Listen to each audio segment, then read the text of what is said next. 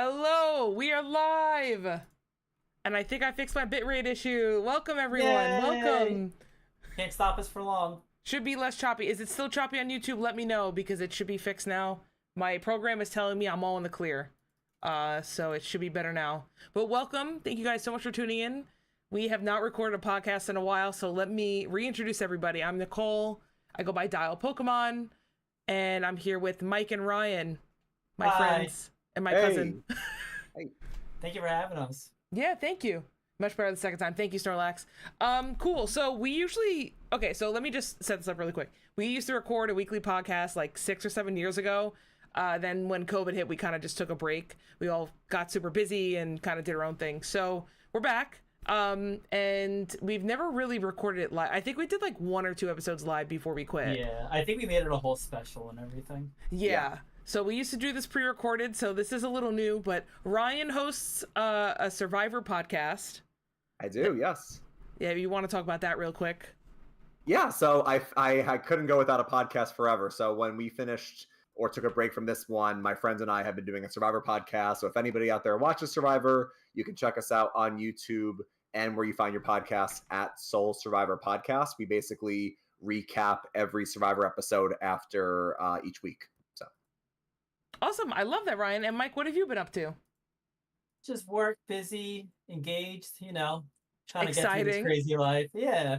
I know we're going to be at your wedding soon. It's going to be so Yes, exciting. it's coming up. Can't wait to have you both there. It's going to be awesome. But yeah, so we usually just talk about like general gaming stuff. But today we're going to be talking specifically about Pokemon, which is kind of what reunited us here. So we want to talk a little bit about Pokemon Day, and then we'll get into what was actually announced during the Pokemon Presents. So for Pokemon Day, I don't think you guys did anything special. Did you? Did you guys do anything? Not really. Honestly, I didn't even turn on a Pokemon game. I guess I turned on like the TCG app, if that's about it. Oh yeah, you've been playing a lot of Pocket. Yeah, I've been into it. It's like on and off though. I don't fight people online though. I'm too get too stressed for that. No, that's fair. But so Mike, you've been playing it since like beta though, right? Yeah. I got it early from the Australian servers, the New Zealand servers. Oh right. Yeah. Yeah, it's been fun though. It's nice to spend a few minutes in it.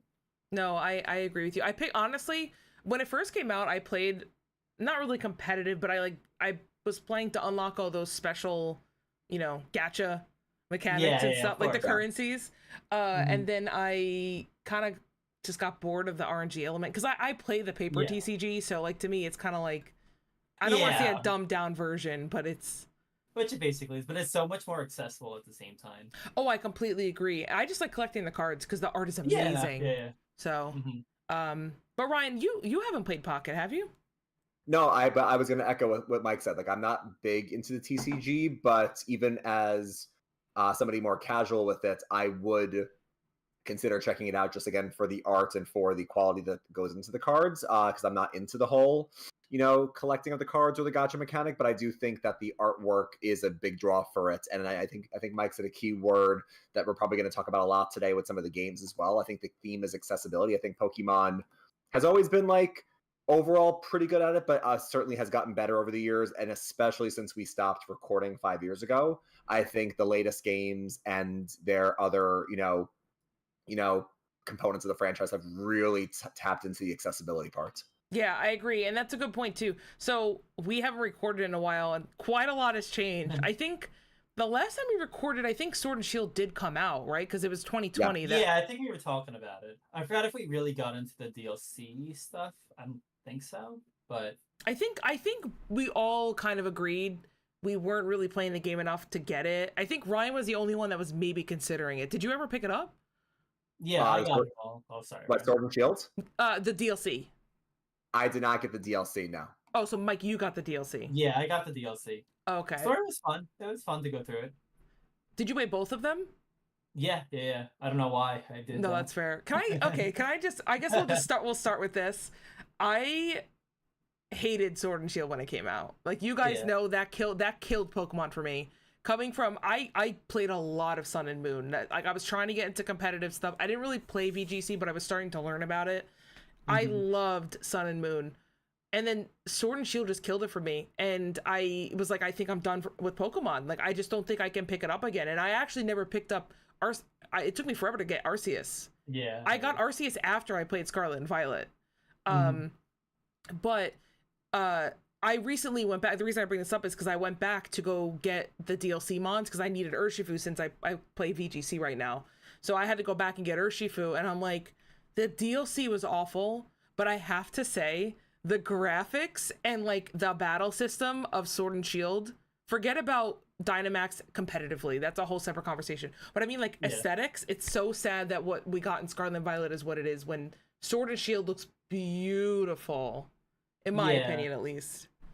I think it like flipped it on its head where Sword and Shield was not that fun competitively. That's from what I heard, and I haven't even like looked at it. Where Scarlet and Violet's much more interesting to at least watch competitively than Sword and Shield was. Because Sword and Shield was like, oh, here's my giant Pokemon with double health and these attacks that are slightly different.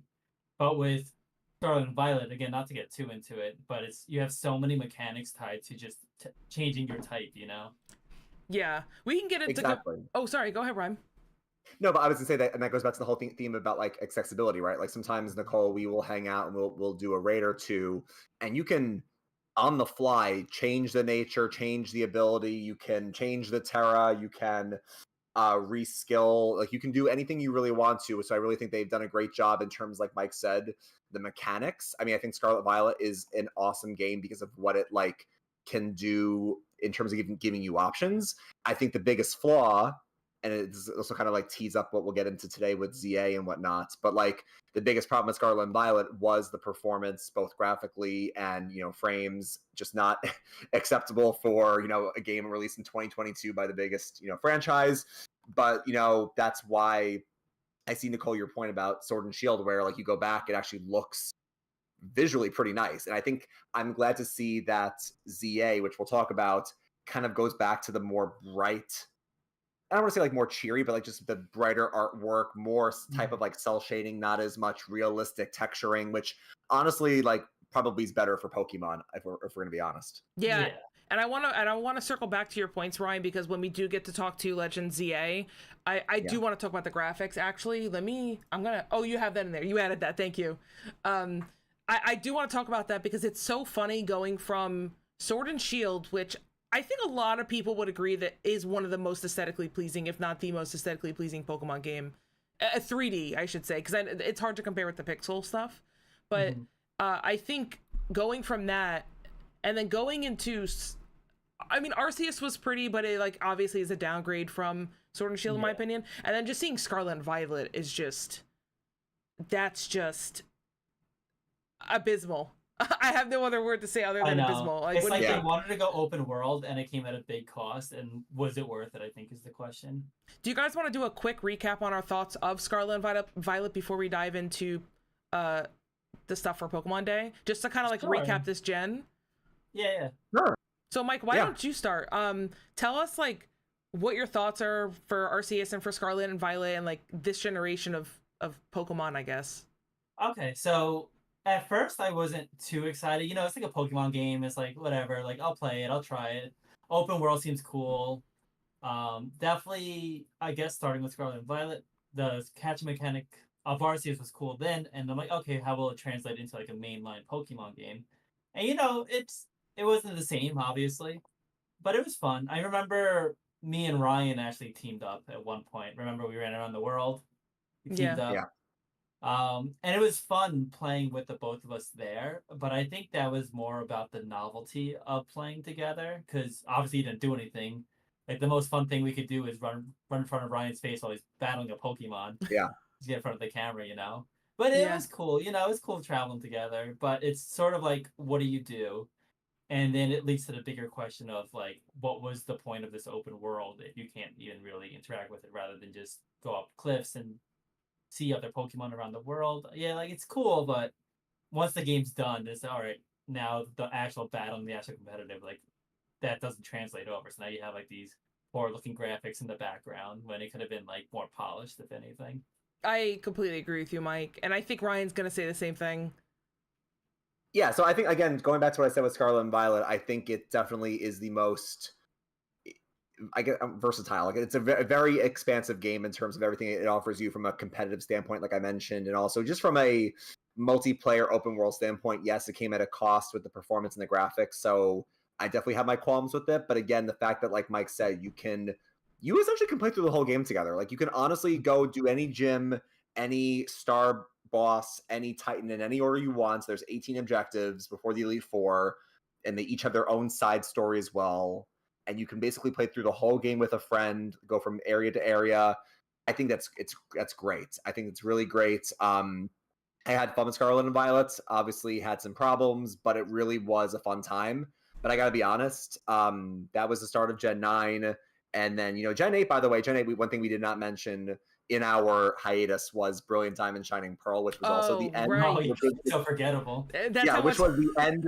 That was the end of Gen 8 along with Arceus, because Arceus, I think, was like January 2022, and then Scarlet Violet kicked off Gen 9 and I think November 2022. So yeah, BDSP, even though we love Diamond and Pearl, the originals, and Platinum, and we love Sinnoh as like a region and a gen, BDSP also did not come without its own problems, and that was controversial. Scarlet Violet was pretty controversial. I'll be honest, I think still to this day, and we'll see if ZA can trump it, I really feel like Arceus is the most fun I've had with Pokemon in years. I agree. Fact of how novel it was, the gameplay loop of just going to a giant open area, being able to just throw and catch multiple Pokemon at once, not having to even battle, getting to sneak around, seeing them in like a big open environment, was just so much fun. And I'm hoping ZA can capture that same energy, even though ZA takes place all in Lumio City, whereas and we'll get to it, and as Arceus was in more of an open space. But even graphically, like you said, Nicole, like it's not super impressive, especially when you compare it to Scarlet, to Sword and Shield, and even like Let's Go had its own great art style. I think because it was meant to be like an ancient game, I think the art style kind of did a fair job with that. Yeah, I agree. So I had no problems with the art style for Arceus, but I still think it was the most fun I've had at the series in a while. So I am hoping that ZA can do a good job again with that. Yeah, I agree with everything you guys said. I guess just to add my own thing, because I know I've been playing more the competitive side of the well, I guess just Scarlet and Violet, not Arceus, obviously.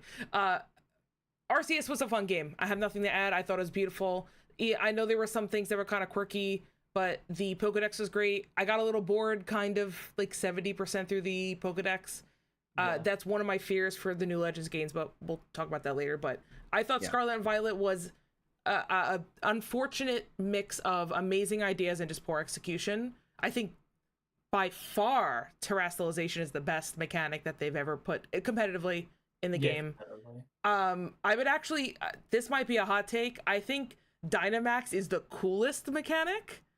And Gigantamax, like I think visually it's the coolest one. With Megas, it's kind of like it's tough because I think Gigantamax, a lot of those forms actually looked cooler than a lot of the Megas. I think that's fair to say. I think that's a personal preference thing, but I think competitively you can't beat Terra, and I'm actually a little worried about Gen 10 because I'm like, I think you can't come up with a new mechanic that's better than that. But again, stuff for later. I just wanted to kind of throw that out there. So yeah, I mean, I'm excited to see where Pokemon goes.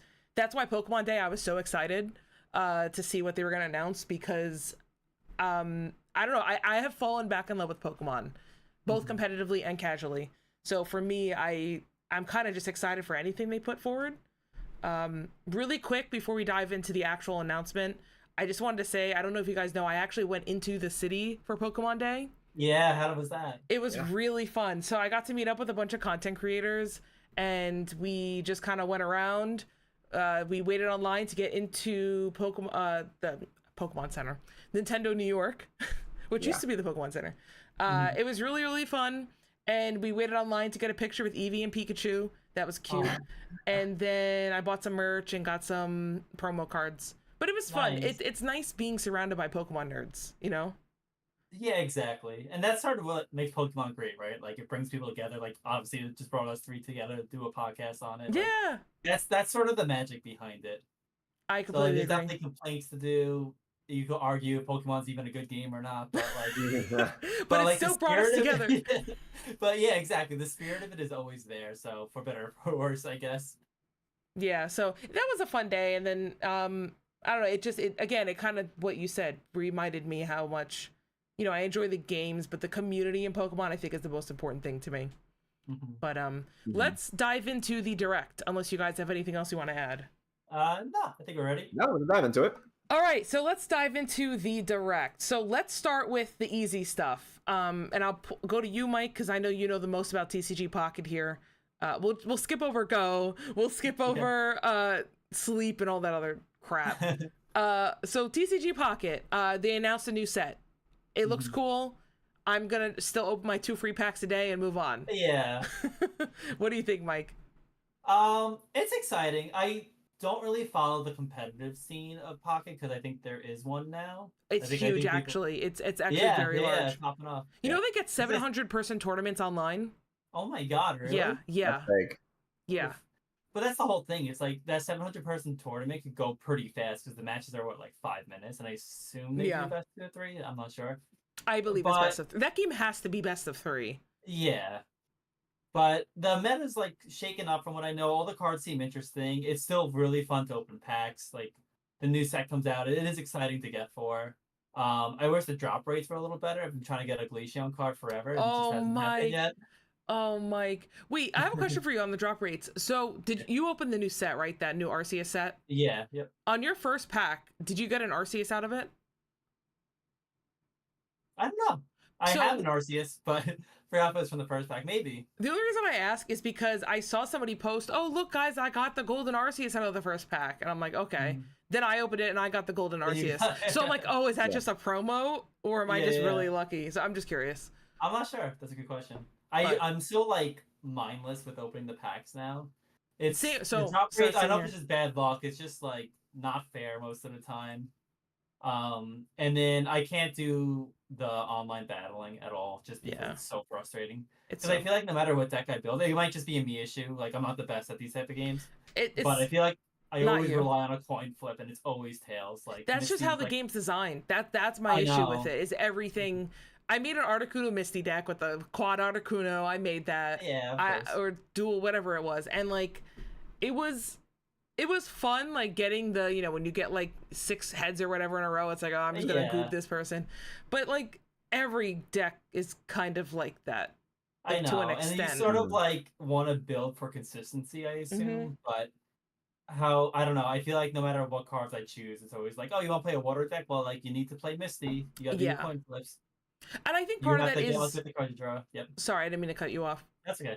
I was just gonna say I think part of that is due to the infancy of the game, but I do think a core mechanic of it is gonna be RNG. So. Yeah. But what about the main TCG? Does that rely on like luck base, or you actually work around it? So there's definitely luck involved because there's prize cards. I don't think Pocket has prize cards. So for those who don't know, in regular paper TCG, you have to take the top 6 cards off your deck and put them to the side, and you can only get access to them when you knock out one of your opponent's Pokemon. So if you prize, the chances are rare, but like let's just say you prize 4 Dreepy and you're playing Dragapult. Well, guess what? You're not getting a Dragapult up. Like that's just that's extremely rare. That's why you run 4 of them, right? And there's some cards that you can use to kind of take things out of your prize cards, but that's also that's very rare as well. So I will say there is some RNG elements to it. Obviously, what you top deck, shuffling, stuff like that. But the good players will find ways to work around it. So I can't sit here and be like, oh yeah, you lost at the get-go. I mean, I've been playing for the last year and a half, and I would say there's been a handful of times where I've been like, there was nothing I could do. And the other times it's like, oh, well, I could have played this better. Oh, I didn't understand how this deck works that my opponent's playing. It's like, there is room for improvement. So, but with TCG Pocket, I feel like I feel like I'm going to get hate. But like, I feel like it's mostly RNG. You want me to just say I'll rip it? I feel like it's like 30% skill and 70% luck. And then it's also like, I know this isn't 100%, but it's also like 30% gacha on top of that, right? Like 130% right now. At the end of the day, you need to get your cards. And it's like, okay, like the meta deck's like Garchomp, right? Like, I don't know if it is, I'm just saying. It's like, okay, like now you need to get those 2 Garchomps, especially if you want to be somewhat competitive. You're entering your tournaments. It's like, okay, time to spend that money, get the Garchomp. But I'll be honest, it's really not that bad. I thought the monetization would be worse. Like, I haven't spent a cent in the game, and like I've been. Oh, neither have I. Yeah. I spent $80 on Go last weekend. Oh my, on what? Ryan, I have an addiction. It was the Kyurem event. You know I love Kyurem. I had to get my course. shiny What'd you get out Kyurem. of it? Okay, listen, I did get a shiny Kyurem. Okay, let me show you, and it's amazing. I got a shiny Kyurem that's Oh, okay. lucky. I can kinda It's not see it. it's not Yeah, coming a across, little but just bit. trust me. It was a shiny screen. Okay, so really quick, my thing with Go is, I think if you're gonna play Go competitively, that's like you're dumping money, you're dumping hundreds in. That game is such a pain in the ass to play competitively. Mhm. If you're a collector, it's fun. I just like hanging out with people. So like I spent the money getting raid passes, getting the items I needed to do the raids with my friends. So we spent a day. Yeah, that's we drove better. to the park, we walked around and played, and like to me it's like I had that experience, that was fun. But that's also why we don't talk about Go much here, because like Go's not actually in a really good place right now. It's actually very expensive, and a lot of people are starting to walk away from the game because of that, myself included. I actually only came back because I love Kyurem. Yeah. That's- Wow. But let's wrap up Pocket. You guys have anything else you want to add about Pocket? No, that's about it. Room for improvement, could be better, but it's fun right now. Okay, so let's dive into Pokemon Champions. So this is going to be Yeah, my that's probably jam. the big topic, right? This Yeah. is my big topic. So I don't know how to go into this without getting like too excited. I'm gonna let you guys start. So let's hear from Ryan, because I haven't heard from him in a bit. Ryan, what did you first think of when you saw Pokemon Champions? So first of all, I'll give them credit, and they do this a lot with teasing, because they sometimes make you think, or you never know what to expect when they're showing the next announcement. So in case you don't remember, if whoever didn't see the trailer or Pokemon Day, they basically go through every generation, but the theme of every generation is you battling a friend in whatever was like the competitive type of thing in that generations. And Nicole at first was like, "Oh my god, they're bringing back virtual console." I got so excited. I'm like, Yeah. here's Next year. $100, Nintendo. I guarantee you, and we'll get into this 30th anniversary probably next year. But yeah, they're going through, you playing with a link cable in Gen 1, then Gen 2, they show Stadium, then they show Gen 3, then they show Battle Revolutions. They're clearly going through all the battling elements of the game. Then the trailer gets to a girl playing on her phone, and when it flips around, you see like a VGC, you see a double battle. And I'll also say they picked, very smart choices for the Pokemon here. They show, like Aegislash, who's like, a Gen 6 Pokemon, kind of teasing ZA. Then they have Hisuian Samurott, so also kind of showing, like legends in that capacity, also showing, past forms of Pokemon. But then the big thing they have is Dodonzo, who is sporting the water Terra type, and then, showing Charizard. And I know Nicole will go into all this because she's very excited about all the competitive, things that this could be teasing. Then Charizard doing a Mega. So from what it seems is that on your phone, mobile, or also on your Switch, you can play Champions, which seems to be, and again, I'll let Nicole go more into it, seems to be their either response to Showdown or their spin on Showdown, where it's like, this is clearly focusing on the battling part, does not seem to have a story, it's in development, focusing on, this is your opportunity to really focus on the competitive side of Pokemon and battling, and there's a lot of great that can come with it. There's some potential flaws that we'll talk about, but this has a lot of potential here. And overall, since it's just focusing on the battling, it looked pretty good as well. Yeah. Mike, what about you? Yeah, I think it has a lot of potential. I think a big takeaway for me is that they clearly highlighted the Pokemon Stadium games. Mhm. So I do hope, obviously I want the mini games back. I hope they bring back mini games in it. But obviously they want to focus on the competitive nature of it. They seem like they're going to have the different mechanics from each generation, which is going to be big. Like they wouldn't just show like the Terra and the Megas for no reason, Yeah. right? Yeah. I don't know if you'll be able to battle each other with them. Like if someone could pick a Terra fighting a Mega Pokemon, that seems a little ambitious. A little broken. Yeah, it seems a little broken. So maybe there's like a format where you could do where you just all like go all out. I don't know, but if they're pulling from everything, which seems like the case, there's a lot of room there to make a very interesting game from it that's not just like battling. Because I feel like Pokemon Showdown is not really like a competitor because people still play the Pokemon games, but I feel like it'd be important for them to get that audience and bring them into a video game version of it, where you could just easily jump in, make a team, battle each other. I think that's the most important thing they have to get from this. Obviously, the games will be fine. If we're talking about just financially, like they can just put out anything; they'll be okay. Just put cosmetics in it. That's Yeah, my just thing. cosmetics, yeah. Even though there is a rumor, just so you guys know, there is a rumor going around that it's either going to be free to play with stuff like that, or it's a $60 price tag. I hope it's a $60 price tag, and I'll tell you why. Even though I don't think that's what's going to happen. I want it to be a $60 price tag because I feel like I'm getting a full complete game. Yeah. I feel like then everything's unlockable within the gameplay. Maybe there's a couple microtransactions for like cosmetics, but then at least I feel like it's like they're actually dedicating development tools into this. They're actually trying to make this. My problem is nobody's going to buy a $60 game on mobile, which is why I think it's going to be a free to play and why you're going to start having some aggressive microtransactions through hopefully just cosmetics, but I could see things like maybe a mochi. Yeah. Stuff like that, like maybe a fresh start mochi. But here's my take on it. I think this is going to go one of two ways. I think the game is either going to be a standalone, hey, we want to actually keep the main series games as a story, adventure, fun, kid-friendly experience. And then here's where the competitive sweaty people, because in that trailer they had a lot of sweat drops, right? Like, of course, that's what it's signifying. Yeah, I think they were trying to say, hey guys, this is for the sweats. The problem is no matter how hard you try to separate them, they're still tied together. The new Pokemon from Gen 10, 11, 12, they're gonna make it in here.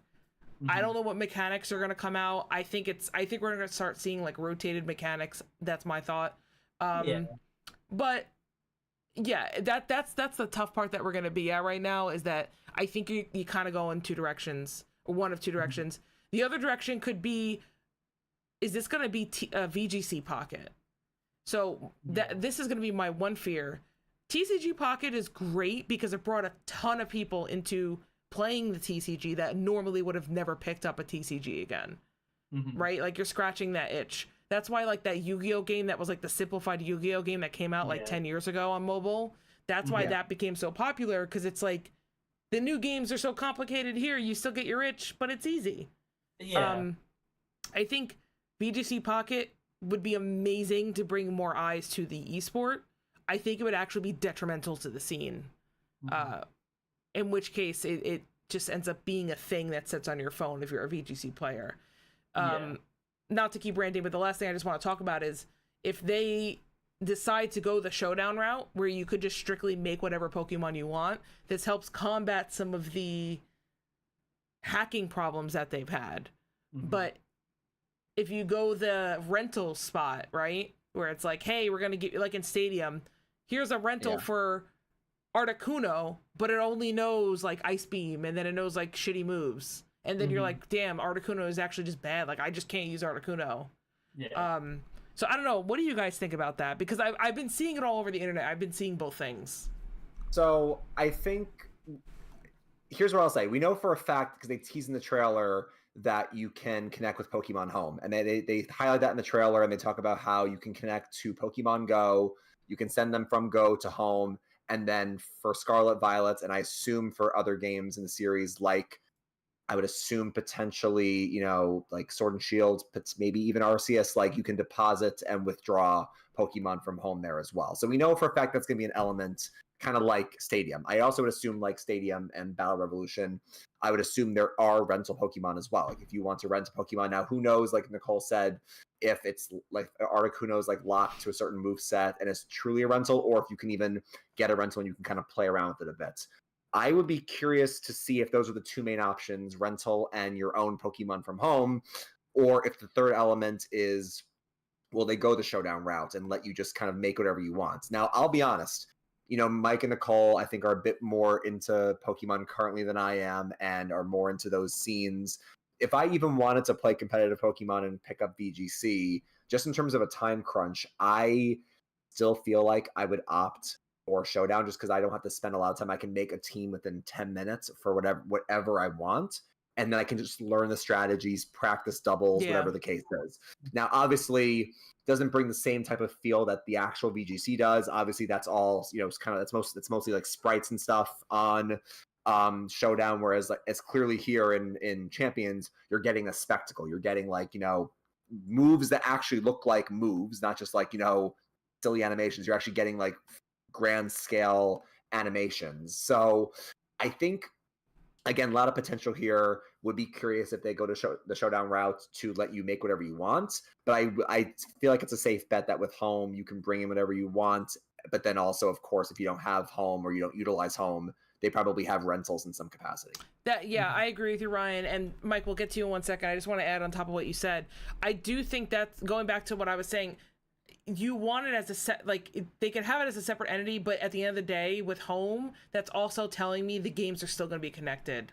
So that's telling me you're still going to have to grind your Ogre Oustin type whatever, get your mochis, get your vitamins, build the Pokemon in Gen 10, and then or copy it really in home, copy it into Champions.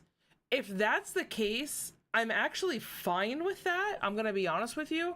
I still think it's important for the VGC scene to be using the main game. But if that means that we get a better playing, a more reliable, consistently updated, better animation product, then I'm fine with that extra, you know, step to battle competitively. If either the main series or the competitive side is being held back by the other one, then something needs to change, in my opinion. But Mike, I want to hear your thoughts. Okay, I have thoughts on this one. Okay, good. So basically, I guess the big question I'm just going to ask you too is, what's the reason to keep people on the game grinding for stuff? Like, why wouldn't you just have like a Showdown type thing inside of Champions? Because you don't, like, it's not a live service game, right? It's not like, oh my god, we really need people to keep playing Pokemon to keep our numbers up because we're looking at the Poke charts and like we have this player base of 100,000. We got to keep it at that number. Like, there's no reason. You put the game out, you buy it, then you move on. And I get it. Like, part of the reason you keep people playing Pokemon, you keep them talking about Pokemon. But I think the big thing to keep in mind is they actually have a really big competitive scene now. Like, wasn't the last tournament like a crazy number? So every tournament, or at least almost every tournament, is another. This is the biggest Pokemon tournament ever. Yeah, like yeah.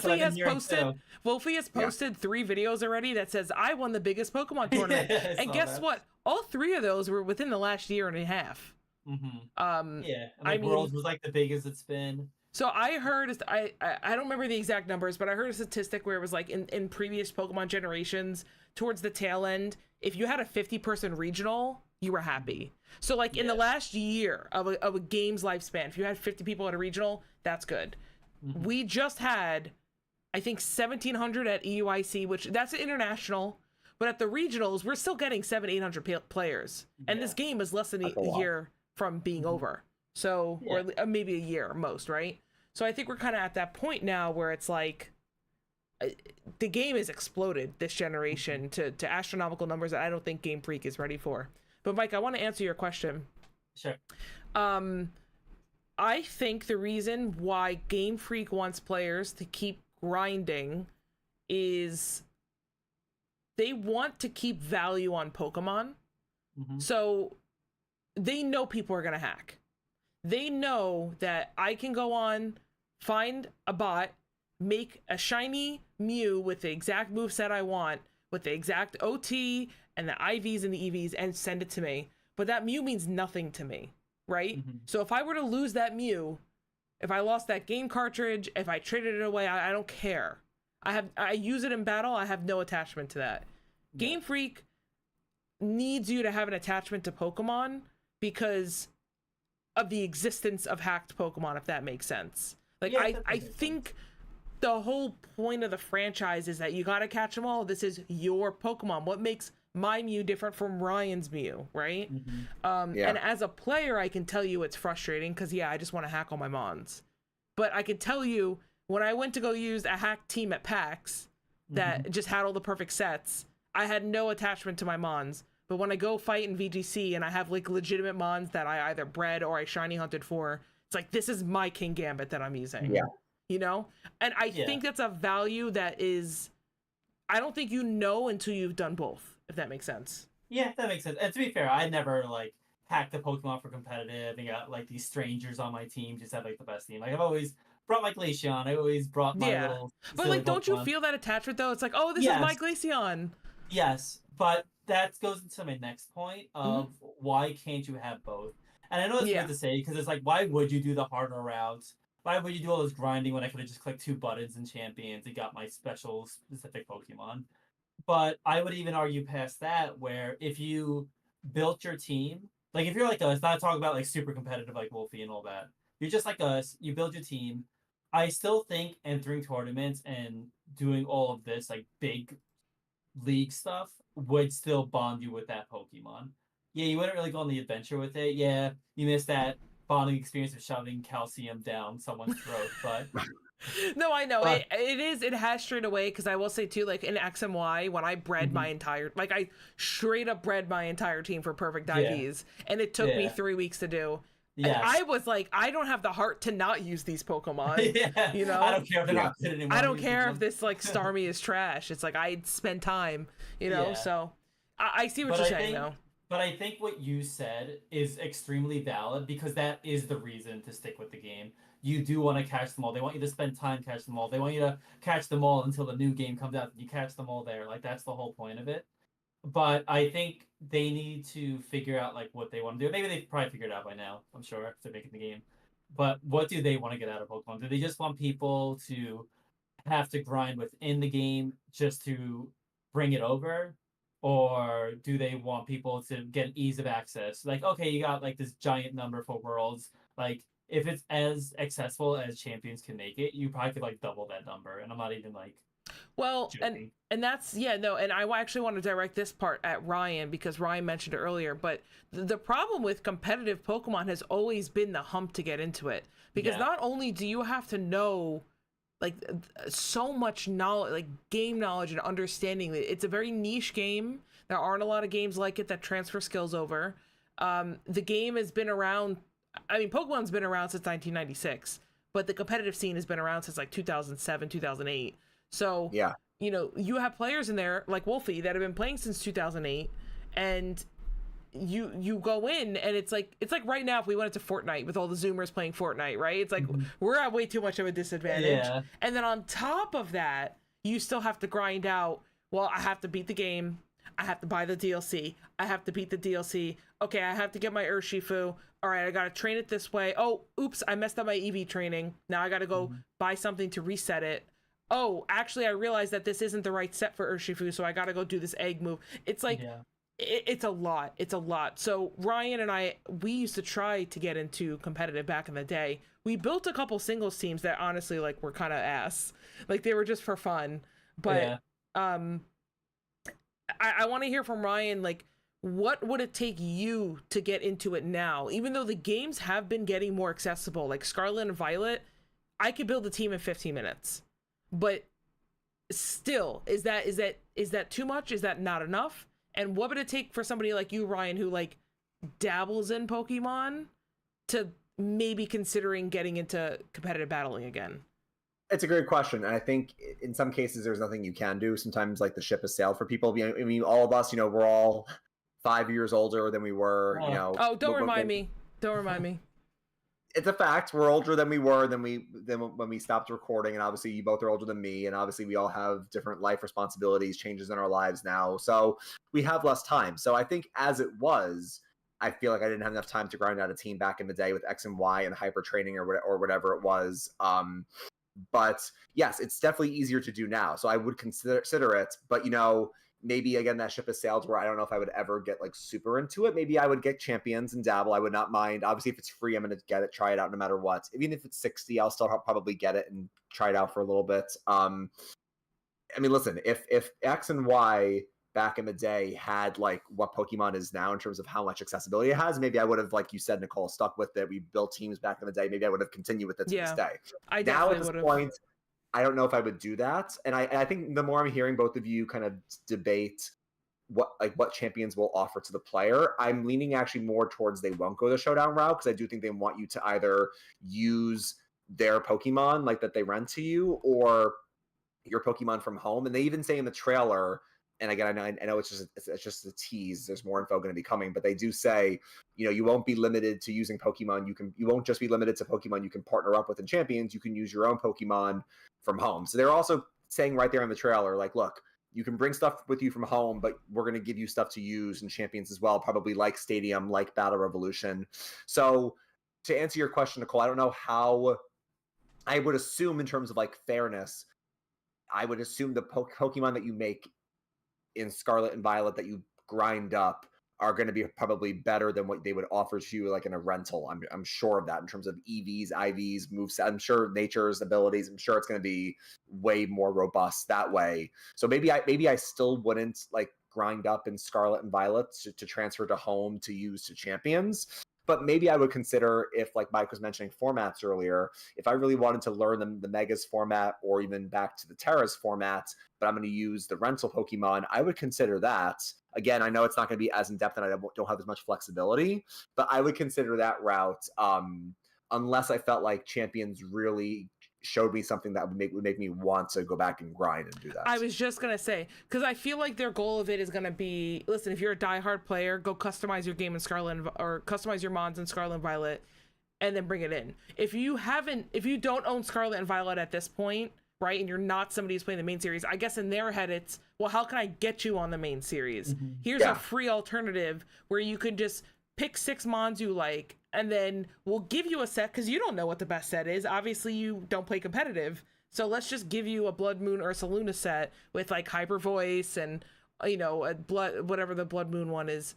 That was a bad example. I should have known ahead of time. But the point though is that it's like, I feel like they're gonna give you those rental mods and be like, here's a popular set, go have fun, and then you play with it and you say, actually, I'm having fun with this. I want to make my own. And then you could transfer your mons in. And the thing is, too, if you notice, there's a Go transfer. It's not just Scarlet and Violet.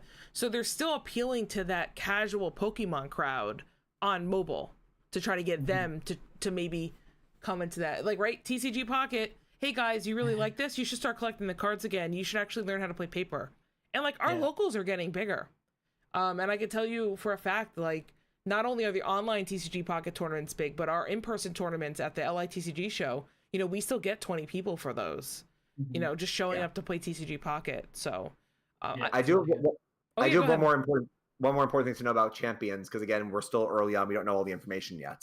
Not to get into a rabbit hole that's Dexit, not to get into that at all. Oh my God, Ryan. Well, no, because obviously a big thing that happened kind of right when we started to finish up recording was that Sword and Shield was out, and back then it was like, hey, not all the Pokemon are going to be available. And even to this day, they've done a lot better jobs with the DLC of having more and more and more Pokemon available, even now through home, but you still can't get like every single Pokemon. And I want to highlight that because in the trailer, and I think in the press release also, it does say, and I have the thing pulled up right here, limitations apply. At the time of release, only select Pokemon will be available for use in Champions. Not all Pokemon available in home will appear in Champions. So I don't know how deep the Pokédex will go for Champions. Now, Nicole mentions, the lifespan of the game. How do they keep the lifespan up, whether it's free versus 60, whether it's like cosmetics, if they go the transaction route, whatever they do. It's clear that an easy way to keep the fan base coming back is to clearly have more Pokemon, whether it's free, whether it's whatever the case is. I would hope it's free. Introduce more Pokemon to Champions. Now, at this point in time, the Pokemon roster is, I think, like 1,015 or whatever it is. There's a lot of Pokemon. I would feel like they might start out with like, I don't know, maybe 600, 700, 800. They're probably going to have a lot of Pokemon available in Champions. And I would think over time, they're going to allow you to have more Pokemon available in Champions that you can then bring over from home, because you also can't then go backwards. You can't put a Pokemon from Champions into home. Yeah, so it looks like it looks like the way it works is that you actually in Champions, you copy from home, so the Pokemon actually never leaves home. Yeah, so that way it's like, which again tells me it's like, I don't think this is a full standalone game, because I feel like it's not like the Pokemon's not moving, because if you want to play it in Scarlet and Violet, you do have to move it out of home. Right. One thing I want to add too, sorry Mike, I don't want to talk over you. No, you're good. You're good. On the roster thing, I think this opens up a really good point, that between that and the different gimmicks, if you want to call it, you have if you have a standalone game, you have the ability to freshen the format every 2 to 3 months. You know, maybe for the first 6 months of a year, you have a specific Pokemon roster of 400 Pokemon, right? The first month is Terra, the second month is Mega, the third month is Dynamax, something like that. I just want to be clear, I don't think we're seeing, like, I'd be willing to bet money that we're not seeing a Terra Dondozo versus a Mega Charizard.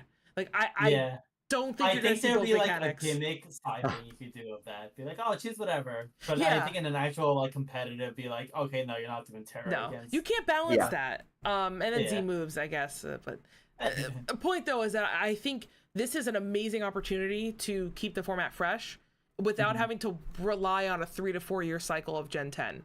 So like the way I think about it is in Scarlet and Violet, there are so many Mons. Or actually, let me take a different example. Let's go back to Sword and Shield or like Sun and Moon. Like imagine playing with those Pokédexes, but having Terra. How many Pokemon were not viable because they didn't have the ability to change their type? But now the game feels amazing because so many more Pokemon are viable because you could change their type to cover for a weakness. I think Yveltal would be, or not Yveltal, Xerneas would be banned. But aside, dude, Xerneas would be busted. But I mean, I also think that this opens up the avenue, though. Can't Game Freak just come in and nerf that? Like, you don't have to worry about the fact that you publish this and the game's out now on hardware. You have full control over the standalone game. It might get confusing to a casual player to be like, oh wow, Xerneas like has this amazing move in the game, but it's like it can't learn it in Champions. But there has to be that line. Like WoW had this problem for the longest time where like the one spell would do X amount of damage for both PvE and PvP. And so the game was always unbalanced until they said, finally, you know what? This has a coefficient of this and this has a coefficient of this. And that's like, we're keeping it separate. And now both sides are more balanced because they can just up and down this without affecting this. So yeah, that's my rant on like balance and stuff like that. That's very true. But go ahead. So I'm gonna go as far as to say that if they don't do it in an accessible way, then they're just like the backwards company that we know them for. I think it's so modern thinking to put this game out and be like, okay, we want our competitive scene here. They could easily do patches. They could easily change the format. They could easily make it accessible. Like, there's so many answers to their issues if they just have this champions as their competitive format. I agree. I think they could easily put in like a tutorial section and be like, hey, this is how you play competitive. These are the tips you should know. Here's the rental team to fight like these AI trainers, fight the Elite Four in like a competitive sense. Easily make it easier. I don't know. It's just more. It's just the way to go in terms of if they want to keep up with the game themselves. Yeah. Obviously, all the issues you mentioned, I'm not gonna like retrace all those steps, but you could. I don't know. It's just like Well, I think feel like there's a big opportunity here, and I think they'd miss it if they don't.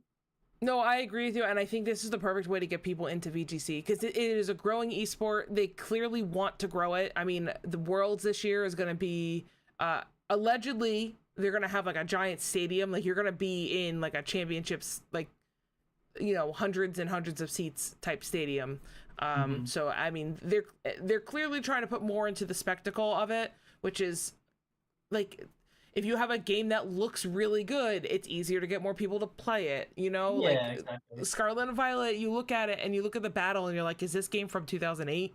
That's why I think it's important to what they want out of the game. Like, what's their long-term goals? If they want this game to last and bring the competitive scene to it, then they'll go one direction. If they just want like a cash grab Pokemon Stadium with a mobile like attachment as well, then that's just what it is at that point, right? I do think if I was helping them, what they should do is make $60 and just make the mobile version like not so much a companion app, like you still access it, but you should like register that you bought the game for $60.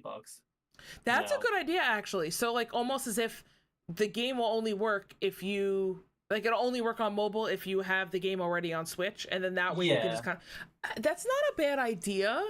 The only problem with it is. I think that defeats the purpose of them purposely putting it on mobile, because I think this game is supposed to be an accessibility thing. And if you're still forcing somebody to have a Switch, like the way I see it is you want to convince people to go buy a Switch. Right. But at the same time, if you have to force somebody to buy a Switch to play their game, then I'm going to think about it. If you play it on here and you say, actually, I really like this game and I want to get into it, now I'll go buy a Switch. That's what you want. Not, actually, I have to still go buy a Switch to play it, you know? Yeah, that's what I mean. It's like, what do they want out of it? Like, if this is supposed to be like the really big competitive scene, they want people to stick on it. Yeah. Because if they want to just make it accessible and get people into the competitive scene, but not make it the competitive scene spot, then yeah, just make a free version, whatever. You can battle on it, do your rental team. Yeah. Team's over. Like, I think that's fine too. I think it'd be a wasted opportunity because they can make it like showdown. I know I keep using that. That's not the perfect example, but yeah, just make it so you could make a team easily, then battle with it. Yeah. And the last thing I want to add too, is I think there's a lot of really cool things. To be clear, I don't expect Game Freak to do them. This is just me hoping. I would love to see some sort of spectator on there, like spectator client, for multiple reasons. One, let me watch my friend play. Let me rewatch my own match, like versus Seeker, versus Recorder, whatever it is. That's been missing out of the mainline game for multiple generations. I miss having the ability to like record a match and play it back. It helps people create content, which promotes your game for free. It also helps people get better at the game. And it also helps people show their friends, like, oh, look at this cool match that I had. You know, I'm very upset that I didn't play competitive back in the day. I don't have any of those old matches, you know? Yeah. Like, I think that could have been cool. And on top of that, this opens up the esports, like, side of things. Like, I'm thinking I've been running a lot of events, right? I've been live streaming things. I would love nothing more than to be able to load into somebody else's match and have, like, a special camera angle where I don't have to show everybody's moves. I don't have to watch it just from player one's perspective. I can see the stadium. I don't know if we're going to get that, but I'm just thinking, like, if you have a standalone client, is that something that you can do? Yeah, but that's what I mean. Is like, what do they actually want out of this game? And that's sort of like, we could like fan theory, be like, oh, cool. Like, I'd love to make a competitive team in like 5 seconds and battle with it. Like, that'd be fun. But do they just want like a glorified jumbotron and just like have you able to see everything? Like, that's still cool. Like, is that? But then is it free? Like, are you like using the app for that reason? Is just see like highlights from big tournaments? Like, that's cool too, I guess. Like, I don't know. It would be cool if you could like highlight a play too and like share the clip around. Yeah. Ryan, I know you were trying to say something. No, I actually think you guys brought up a lot of good points, right? Where if they want this to be like long lasting and what do they want to get out of this, like Mike was saying, I think if they really tap into the spectacle of it, and like Nicole is saying, if they really want to go like stadium style seating and they really make this into a huge thing, I mean, especially with this game just focusing on the battles and not focusing on the world and the story, if it's only in a confined, battle sim, it can be, graphically powerful. I think it can be much more powerful. They don't have to draw on as much from the environments and whatnot. They can solely focus on the resource. Yeah. So I think it'll naturally look better. And the trailer looked pretty good. And I think I even sent Nicole, I distinctly remember this. I sent Nicole another clip or two from Twitter, and she's like, "Where did you get this from?" And I said, I think this was like an official thing on their website or whatnot. But there was another clip that also looked really good. So I think that's a key thing in terms of the spectacle of it. And then not to tease or get into ZA unless we're ready to move on, but I do think Mike said something very important, which is like, what do they want to get out of it? But like, they may want this to be the thing to do for competitive. Like, if you want to play competitive, you go here. Because I think as we talk about ZA and we'll talk about like the world and like the starters, but also the battle system, I think the big theory that I'm seeing is that people think they're starting to introduce a new battle system, which we'll get into, but that might take the spot in the main series, and that might be what they want the series to eventually. Because listen, Pokemon, we have fun with it, we grew up with it, we love it, but you could argue over time, turn-based RPGs are not as popular as they used to be. I'm sure they still have their niche. I'm sure people still love them and still play them. I still play them from time to time, but they're not nearly as popular as they once were. You even see games nowadays, like I think there was this game teased for PlayStation and PC called like Claire 33 or like Claire Excursion or whatever it is. I think you guys may have seen this. It's like they're bringing back turn-based gameplay, but there's also like real time, like, what's the word I'm looking for? Like real time, like button presses or like what's up? Like real time action. Like you do. I know what you're talking about. Like you interact with like Yeah, Mario and Luigi. like real time action or command prompts or whatever it is. Like they're bringing turn based back, but more interactive. Because I think that the current player base wants more. The majority of players want something more open, more like interactive than like turn based. So if the battle system of ZA is going to truly turn into more real time, more like Xenoblade like type of like anime battles, I could definitely see what Mike is saying, where it's like if you want the traditional VGC and competitive battling with your friends, I mean, if you want to play with your friends, whatever, but competitive VGC, you should go play Champions, because that's what the future of competitive traditional turn-based is. The main series for ZA and Gen 10 and beyond is going to turn into a whole new thing. Yeah. Yeah, no, I agree with you, actually.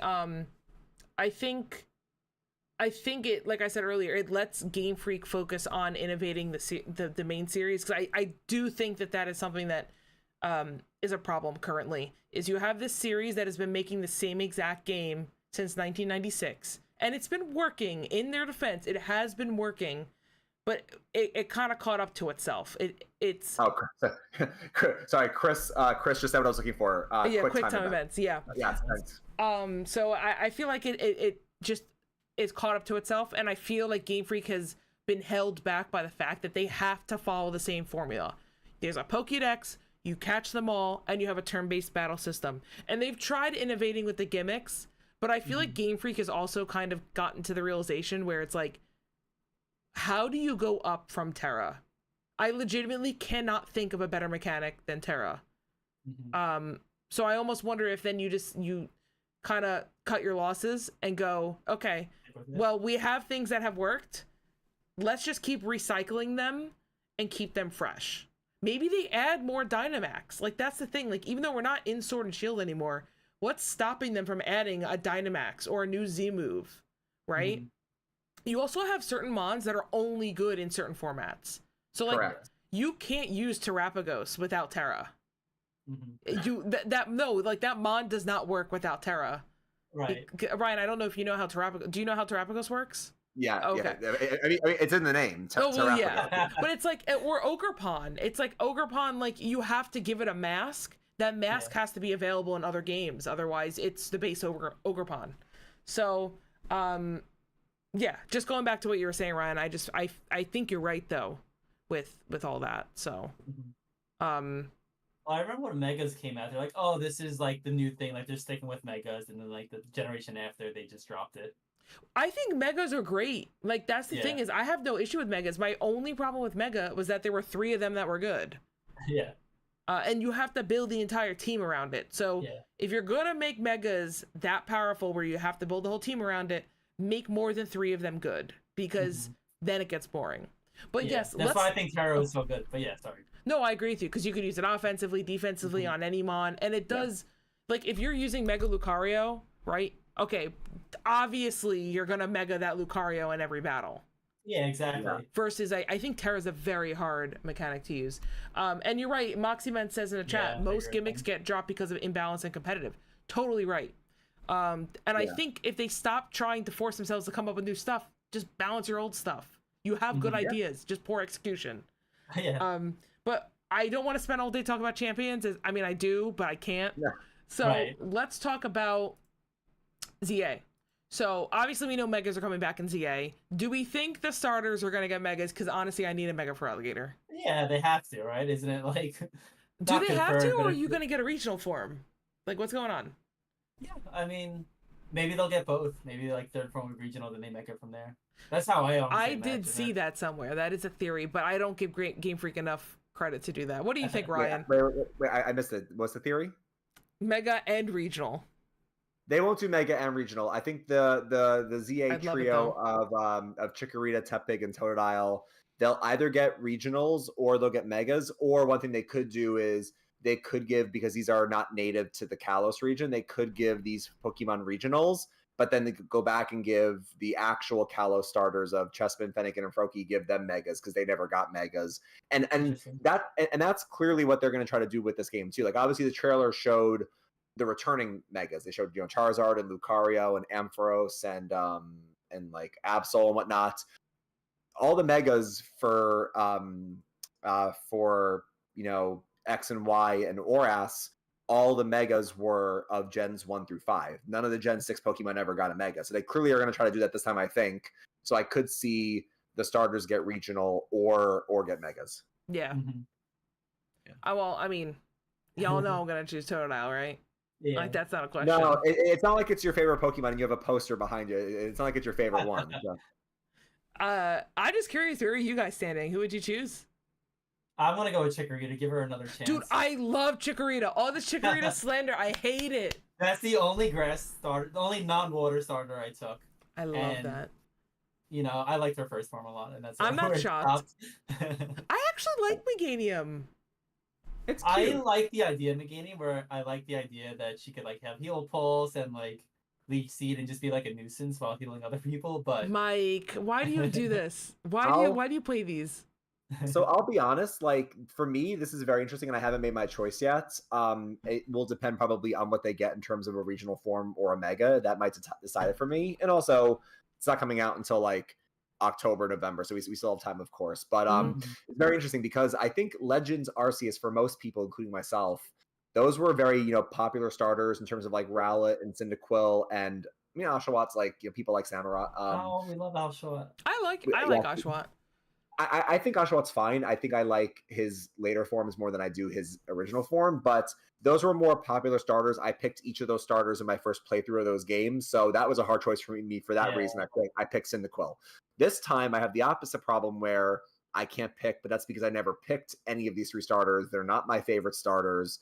If I have to pick one right now, and Nicole's going to call me crazy, I actually might lean Totodile. Why would I call you crazy? Oh, yeah, because you hate crocodiles. Because I don't like crocodiles and alligators. Yeah, but out of the three choices, I still might pick it. Again, it will depend on the final forms, but that's where I'm leaning right now. But I don't hate any of the 3. I just don't love it. They're very underwhelming, I feel.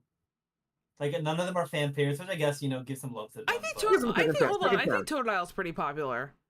Nicole, you're a little biased, but no, I actually think it is right. though, because you're right. Okay, though here's the reasoning though is everywhere on Twitter, everyone's like, why did they only give Totodile as the only starter? It's like I'm not gonna say like Totodile's like one of the top starters, but I do think it's popular. Yeah, he is popular. I'm gonna be honest with you, if Totodile wasn't there, I'd actually be picking Tepig. I think Emboar gets a lot of hate for no reason. Tepig was also Tepig was not the starter I chose that generation. I actually went Snivy. And I went Snivy because I kept choosing fire, and I said, "Nah, I gotta do something new."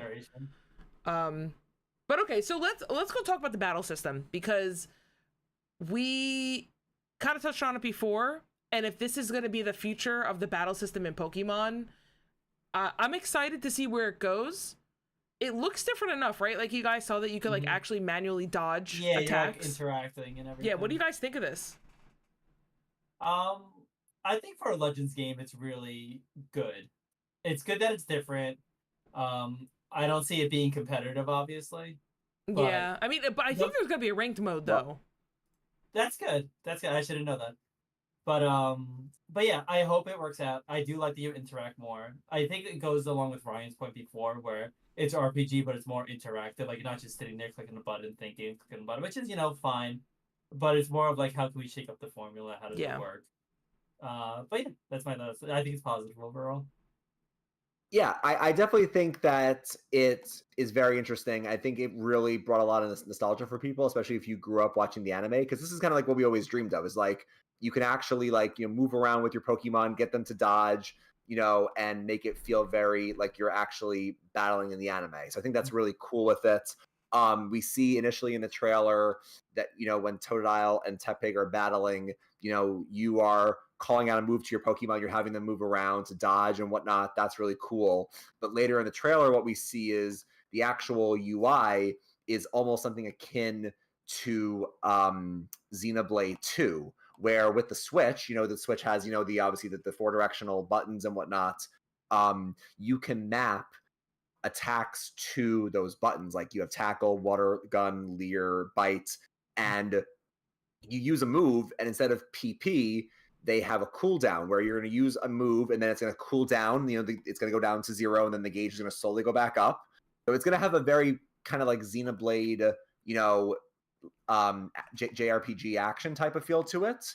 And that same also goes for megas. Like megas now seem to be on some type of also cooldown where it has like a gauge, and the gauge will also eventually go down as well. So I think there's a lot of good potential here. Like Mike said, who knows if it'll be competitive? That may have been what was teased at the end of the trailer, but I do think there's a lot of interesting potential here. It's the first iteration of it, so we're gonna have to see how it plays out, especially if it makes its return in Gen 10, because I think it might. But I do think it's an interesting shift for the series, and I would say cautiously optimistic is where I'm at. Yeah. No, I think it's between Legends having megas.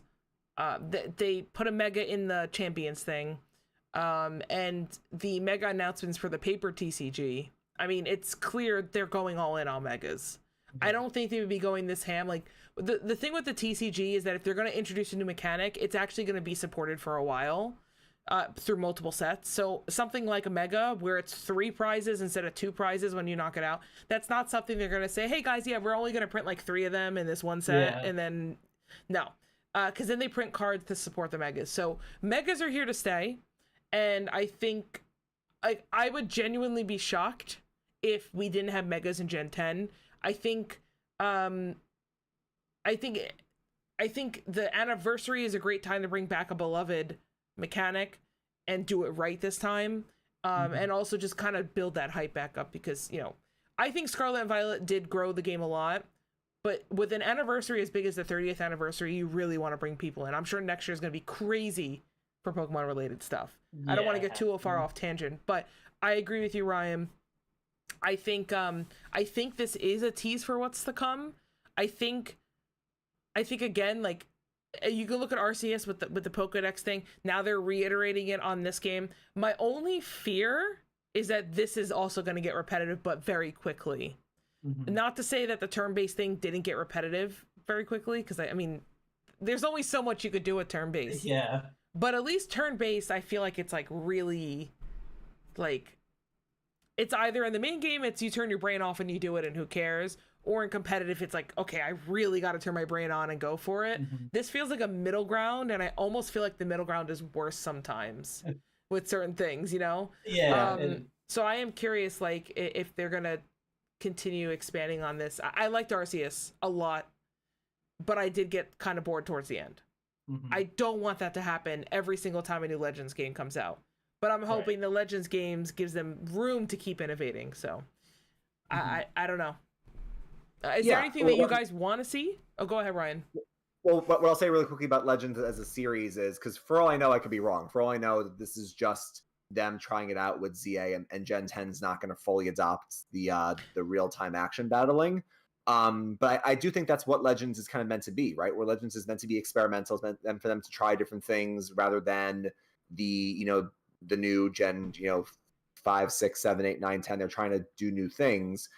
I also think it's them in a way kind of remaking the games. Like, I know we used to have the 2D remakes. We had like Platinum and Emerald, then we got to BDSP eventually. Ultra Sun, Ultra Moon was kind of like a sequel similar to Black and White 2. This almost feels like, because obviously we never had a Z at the time. This is now our Z. And Sword and Shield never got a third version or like a remake or whatnot. Same with obviously Scarlet Violet. So I'm wondering if Legends is not only their way to experiment, but also their way to say, hey, we're going to remake a past game and, really kind of tell it in a different way. Kind of like how Final Fantasy VII Remake and Rebirth kind of tell the original, very similar, but like in some type of a different way. So I'm wondering if that's what's going to happen here, but we'll see. Yeah. That's an interesting comparison, Mike. Would you agree with that? Yeah, I would agree with that. I feel like Legends, I mean, we only really have Arceus to go off of, right? So that's where the main thought's coming from. Yeah. But I feel like that's their way of going off the beaten path, and not so much as like a testing ground, because I really do believe the future of Pokemon still lies in that turn-based system. Because you watch, be like, okay, like, what move is this competitive player going to do? What move is this player going to do? And then, like, see the moves play out. And be like, oh, wow, like, he, like, big brained them there, right? Like, that's, like, the big plays.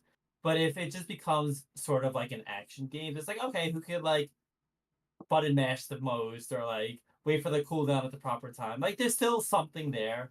and it'll be interesting to see how it plays out. But I Yeah. do think the future of it is still turn-based, and I would be very surprised if Game Freak goes away from that, like on their core level. But again, I think that's also not to like double back to Champions, but I think that's why Champions work because it could stay as that turn-based hub Yeah. for that. Well, But oh, go ahead. yeah, I think Legends works more so because as like more of a casual player, like I don't do competitive, so like I'm just going off of that. I would rather like I got bored of Scarlet Violet. Scarlet Violet was so like button mash, and I get it, like it's for kids, so it's not like a real complaint. But even if it's still easy, it'd be much more engaging, I feel, if you do more interaction throughout the game. Whether Yeah. it's battling or throwing Pokeballs. Like honestly, just throwing Pokeballs in RC has made it so much more engaging than Scarlet and Violet. Yeah. Yeah. But yeah. No, and one thing I would say too is we also have to keep in mind every time one of these new gens come out, there's a new generation of kids that are playing. Mm-hmm. And we have to remember, like, when you and I first picked up our first games, right? Like, games weren't complicated enough. You would never get a battle system like Arceus back in 1996. Yeah. So we kind of became accustomed to a certain playstyle of games. That's why MMOs, like MMORPGs, are dying amongst the younger kids. It's the age group is actually getting older that's playing these games because, like me, we're playing WoW. I'm still playing WoW, but you're not really drawing in a bunch of new kids. They're playing Fortnite. They're playing Valorant. They're playing all these shooters because those are coming back, right? Mm-hmm. So I wonder if it's kind of like Game Freak has to fight that, well, younger kids, how many of them want turn-based games? And the whole collect them all thing, I mean, there's a ton of other monster catcher games that you could play. So I wonder if maybe that's why you might see a shift. Like, I wouldn't be surprised if the main series shifted. Doesn't mean I want that, to be clear. Mm-hmm. I'm fine with the turn-based. But Moxie, I just want to bring up something that one of our chatters said. Moxie Men says, I think the battle system being overhauled is a 0% chance. With Champions coming out, you don't want to separate the main core of your game from drawing someone to the comp scene that drastic. You would possibly kill all the momentum. And Moxie, I do agree, and that's a great point to bring up. I personally think that's what's gonna happen, because again, like, why do a Champions thing and then put it on mobile if you weren't trying to draw people in? Yeah. Mm-hmm. But who knows? It's Game Freak. Who knows? That Terra leak came out. None of this was leaked. Did you guys notice that? Yeah, this was under the radar. So I don't know how this flew under the radar. I mean, I have, I don't want to say, my assumption was that we were going to get another remake and that somehow got canceled or moved. Mm-hmm. And now we're getting the Champions announcement, because I do find it odd that they're like, hey guys, this is in development. Like, what are you gaining from announcing a game like Champions right now? Yeah. Right? That's why it's like, you think, like, what is there? Like what I was saying before, like, what are they trying to get out of this? Like, are they trying to bring people to the competitive scene? But yet the next game coming after it has like an overhauled battle system, so are people confused? Mm-hmm. Are they trying to keep this as their main way to keep that battle system and then have like Legends and maybe possibly a new game as their new battle system? I wonder if that means the Gen 10 announcement's coming kind of soon. Because I feel like if you're doing a Gen 10 announcement, you're probably not also doing a Champions announcement on the same day, because this is game changing. So I wonder if this means a Gen 10 announcement's coming, and on top of that, maybe Gen 10 is changing things, and they want to say, guys, don't panic, because you're going to also have Champions. But I still kind of side with Moxie Ments on what I think's going to happen here. Since we've been talking about Gen 10 a lot, do you guys want to say anything else about Legends before we hop into Gen 10 stuff? One last thing, I think. I mean, it sort of goes into Gen 10 as well. So I do agree with Mr. Moxie Ments, even though he disagrees with everything I say, which is okay. But I will say that, back to what a point you made before, Nicole, where why would a younger generation still pick this over like Fortnite or whatever else? I still think there is a lot of like magic in the game, right? Like the Pokemon designs are still top notch. Like they've always been good with that. The adventure we see simple, but it's still very easy to grasp. And you sort of know that even though for an older audience like us, you won't get the same value. But like if I was like 5 years old going through this, like I probably would still have a really good time, because it's something easy to grasp on. It's fun to catch Pokemon. It's fun to build a team. there's something out there for everybody. And I know it's like simple as well, but even so. And I think Gen 10, I'm like, as an older player, I'm like afraid they'll go like very more into the casual scene. But honestly, it's not a bad thing. And I think there is even a balance between the two for sure. And I did hope that Champions would bridge that balance too. Yeah. Yeah. No, Yeah. I mean, I all agree. Ryan, you have anything you want to add? Last thing I'll say about ZA before we move on is I think one thing I want to see, or one thing I am nervous about, I'll say more, is I think the exploration. I think a big thing that people are curious about is that this game takes place entirely in Lumio City. This is not the whole Kalos region for right now. Maybe they'll expand it. Now, on one hand, that's maybe better for the graphics. You know, the graphics overall look better right now than they do in Scarlet Violet. The Pokemon are brighter. Environments, while not perfect, clearly are definitely looking better because it's probably confined to one giant city. That being said, how big is the city? Like, is it going to feel really small? I think a big thing that people are hoping to see is some type of like vertical exploration in a way where like you clearly are going on top of the buildings in the trailer, so that already shows you that the map is not just one plane, it's two planes.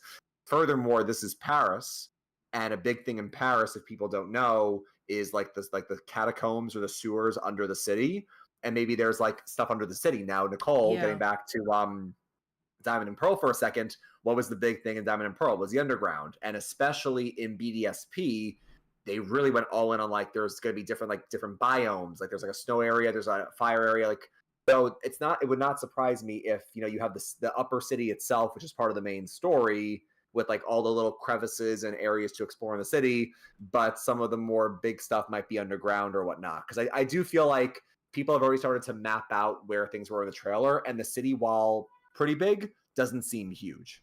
Yeah. No, I actually agree with you, and I've seen that complaint on Twitter. I think it's a valid complaint.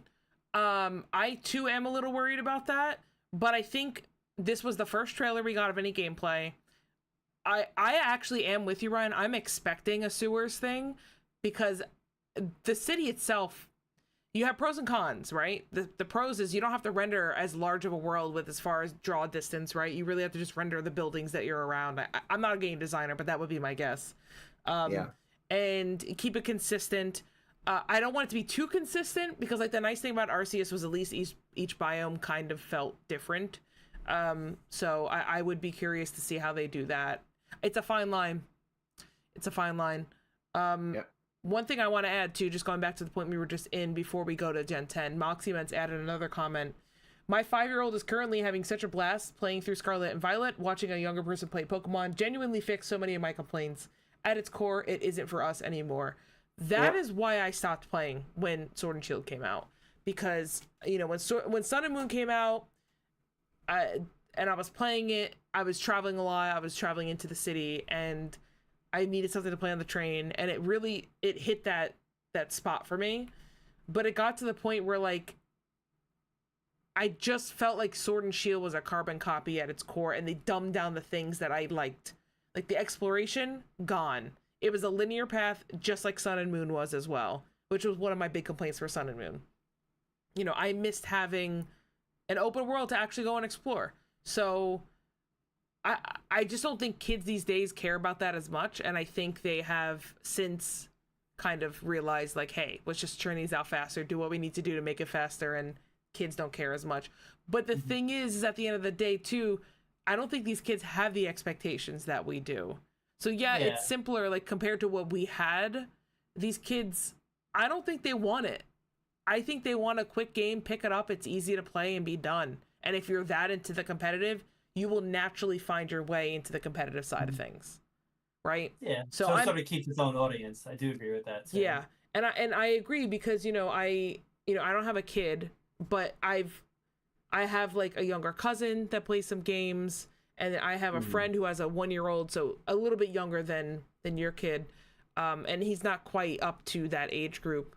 But I'm gonna watch him as he gets older and he's playing games. I'm gonna see what his gaming habits are, because both his parents love Pokemon, so it will be kind of interesting to see that. But and I also have a friend. That was the other thing. I also have a friend, Steven, who plays, or at least used to play, a little bit of Scarlet and Violet. And his kid, I think, was like 6 or 7 when it came out or something. I don't remember exactly. Sorry, Steven. But he liked just running around like on Koraidon and doing the battles. Like he didn't even do the story. So Steven would have to like actually go do the story for him because he just liked collecting them. Yeah. And that's the simplicity I think that draws a lot of people to Pokemon, even as adults too. I think the 3 of us here, we've played enough competitive games to be like, well, I want something a little bit more. But I don't know if we're actually the majority anymore. I think when we played games when we were younger, most people thought that way. But go ahead, sorry, say what you're gonna say. I don't think the games, like we always not really assumed, but it felt like the game should have like grown up with us type thing. Where, okay, like as we get older, they'll get older, like they'll keep up. But that's not what it is. Competitive has surprisingly kept up pretty well. But the core game, like it is going to be for the kids that want to run around, have a good time, look at fun Pokemons, and that's okay. That's obviously fine. It just depends what audience Game Freak wants to keep, and to be honest, that's what they should go for. Yeah. Because it's like, okay, like when we have kids or other people have kids our age, we are going to be the ones to be like, hey, like play Pokemon. It's for 5-year-olds. Like I'll show you. Like we'll experience it together. Like that's more what it's for. And like it's hard because it's like like it would be fun to have like a cool mature Pokemon game where you go through, it challenges you, put like a hard difficulty on. Like we would love that, but like why would Game Freak put that in? Like the people that, like you said, being still competitive, they're still gonna get the game. Yeah. The younger audience is gonna get the game. And they just appeal to because you're right, they're putting it out faster. Yeah, it's eye catching, it's fun to do. So there's no reason for them to really go with all this. But still, it'd be interesting to see what they do for Gen 10. Yeah. Yeah. I agree. Ryan, any last thoughts? On like the current games you're saying? On I don't know. Well, I guess we kind of already started talking about Gen 10, so I guess let's just go into that then. Okay. Yeah, let's transition. So yeah, because I also don't want to take up the rest of your guys' night. But I do think it's gonna be important to talk about because the next time we meet, hopefully, will be after the Switch 2 Direct. So I would like to talk about what happens there in a future date, but maybe we'll do some predictions on what to expect from that, but also predictions on what to expect from the 30th anniversary. I don't know. So here's the thing. I don't think we're going to get any Pokemon news for the Switch 2 Direct because I don't think we're getting anything else Pokemon for the rest of this year. Yeah. We have our Legends announcement. They usually separate it, don't they? Yeah, they do. And we have our Legends announcement, so I don't expect another trailer. Yeah. So I guess let's start here. When do we think Champions is going to come out? Well, so I guess, the benchmark of this conversation is that next year is the 30th anniversary. And like you said earlier, Nicole, they're going to go all out. Not just in terms of the games, not just in terms of the games, but in terms of like the whole franchise, merchandise, anime, cards, they're going to go crazy. I think because the main series or their games usually come out around the fall, usually November, maybe sometimes like a little earlier, like October. I think that Gen 10 will launch next year, probably around October, November. If they said at this point in March, although they announced it in February, that Champions is in development, I feel like I could see us getting this spring next year, maybe summer next year, and then that's a great way. And that's a great way to like segue into the fall where we will get Gen 10. And I think that's another good point where it's like, Pokemon, for all it's worth, they're usually very predictable. They're usually very regimented. They used to do a new gen every 3 years. X and Y was 2013. Sun and Moon was 2016. Sword and Shield was 2019. Scarlet Violet was 2022. Now, what's changed since then? Obviously, they've gotten some feedback, a lot of feedback about the performance of Scarlet Violet, and they definitely heard it this time. They really took that to heart. Another thing that happened is the Terra leak, and I think that was an unpredictable thing that really shook them probably. And the third thing is that next year is the 30th anniversary. So when you add those all things up together, normally you would have said, okay, Gen 10 would launch this year in 25. I think for all the reasons I just said, can you guys hear the fire trucks, by the way? We can, yeah. Yeah, okay. That's so funny. Urgency. 1 second. I'll talk while Ryan's muted. So, oh my god, now I lost my train of thought. Yeah, perks of living in the city, right? You can, Ryan, if you need to mute for a second, you can. It's all good. Oh no, it's gone now. Basically, I live near a fire department, and they just had I think I make a loop sometimes When I when was they in the go. city, so was I. I heard it all the time. Yeah. Yeah. But continue, yeah. But just to wrap up, what I'll say is that I think for all those reasons, we normally would have predicted Gen 10 this year, but I think because of the Terra leak, the performance issues, and anniversary, I think it makes all the sense in the world for Gen 10 to launch next year. So I see that being the usual fall slot, and then champions potentially in spring, summer. Yeah, I think you're going to get, honestly, I actually think you're going to get another October or even November release for Gen 10, because that's what they did for Scarlet and Violet. And it drives game sales, it drives console sales for Christmas and the holidays. It's a no-brainer. Just do it. And it gives you a whole year to drip feed content like they used to do. I feel like for Scarlet and Violet, did they drip feed as much as they did in like Sun and Moon? Because I feel like Sun and Moon was like the peak of them. Like every other week, we had some new Pokemon news. I want to say they definitely course corrected, because I think what happened was X and Y, and now you're talking now like 12 years ago, so I don't really remember. That's back when they really used like Koro and whatnot. Yeah. That was like, you basically had like new news every month, and it was like a little tease. It was fine. Sun and Moon, I remember they went so hard with the marketing, and at release, people were like, we know the whole game at this point. So they kind of dialed it back for Sword and Shield. I think for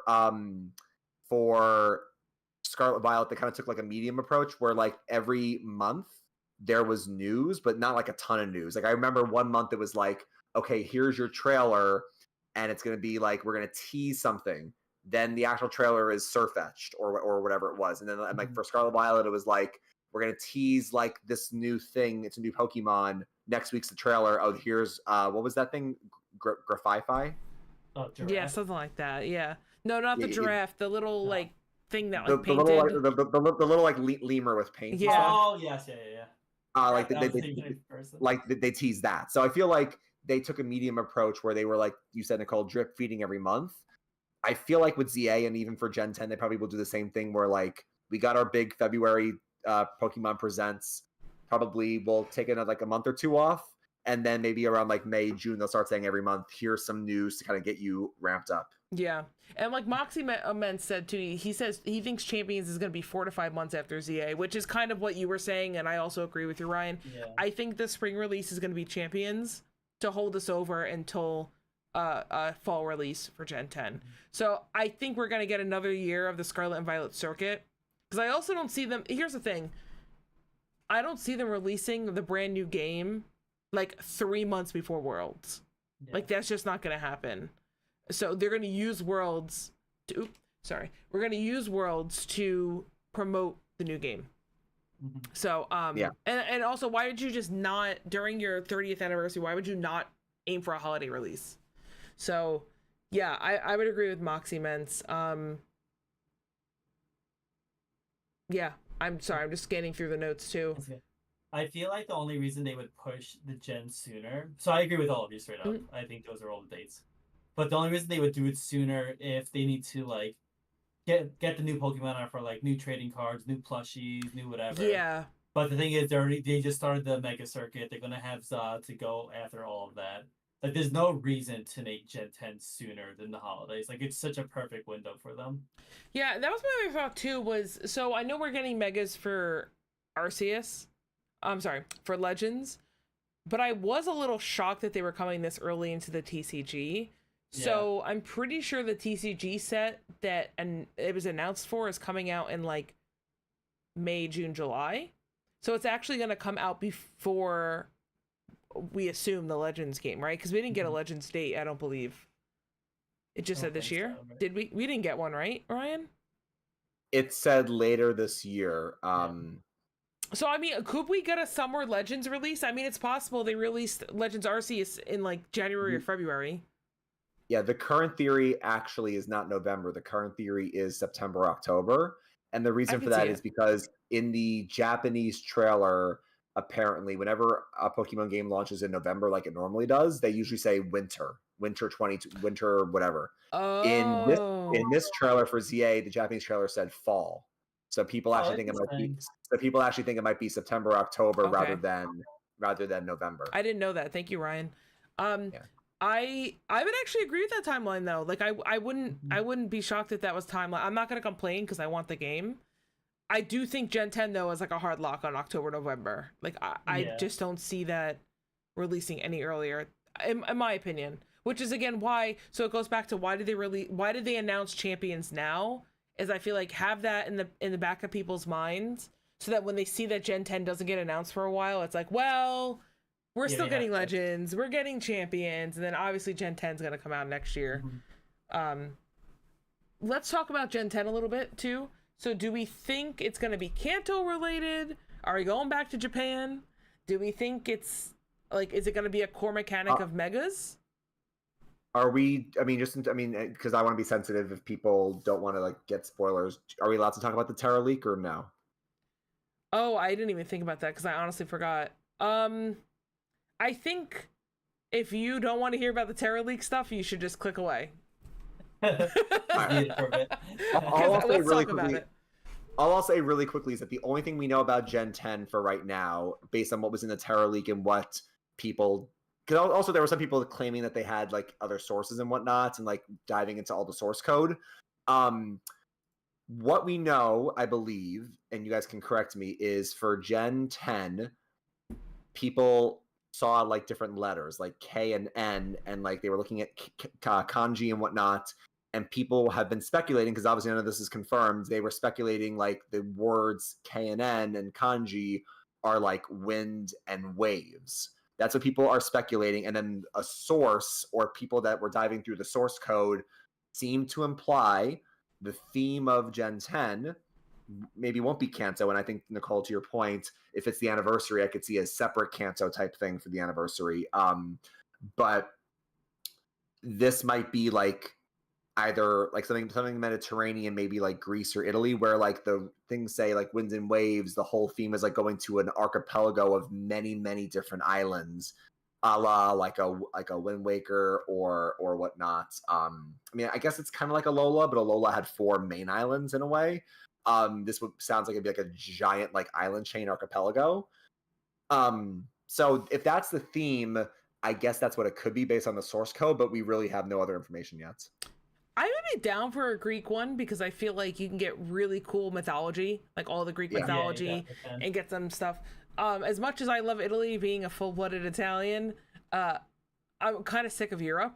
And I know Greece is in Europe. I'm not totally stupid, but I do think at least Greece you could do a lot of really cool things with. It's like different enough. Yeah, I just I'm getting oh god, Moxie. That's funny. No, but I would like to see somewhere else. I don't know how much I believe that so the thing with the Terra leak is like obviously what was leaked was real. So it's not like it's fake, like somebody's like lying about it. It's just we don't have enough information from the Terra leak, so it's all people just inferring it. So obviously if K and N were found in the source code, something that's linking to what'd you say, wind and what was it, wind and somebody said like in kanji they thought they saw it was like wind and waves or okay, wind and waves. That could be interesting, like, you know, like, and that's the thing is like I do feel like overall all the themes have been cool, which I just want to say Scarlet and Violet the Future Past, I loved that.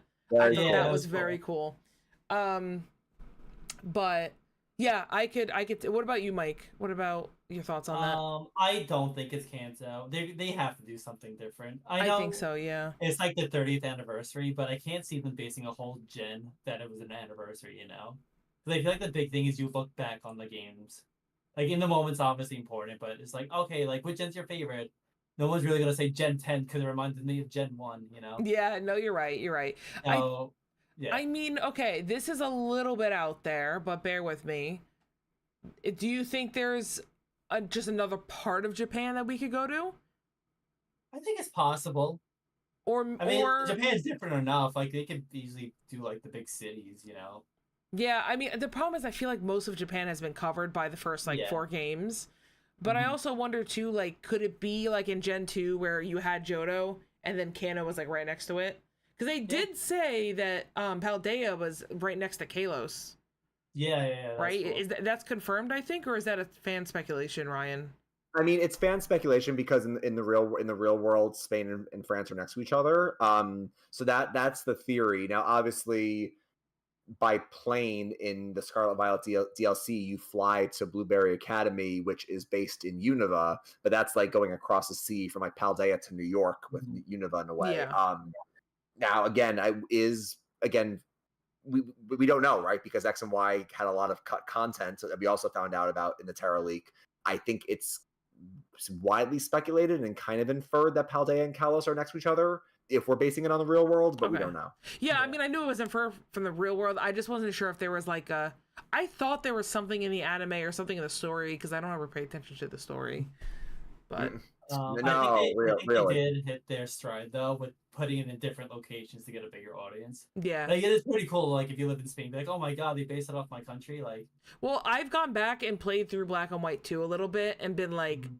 Like, this is awesome. As a New Yorker, this is amazing. Yeah, exactly. Like, to the point where, like, I kind of want to, like, go... Even though I'm from the city, I want to go visit some of the places and, you know...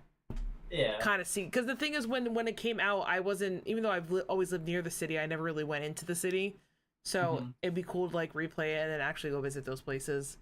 Yeah. But yeah, I guess the last thing I want to mention is Black and White remakes. Do we think that's on the plate?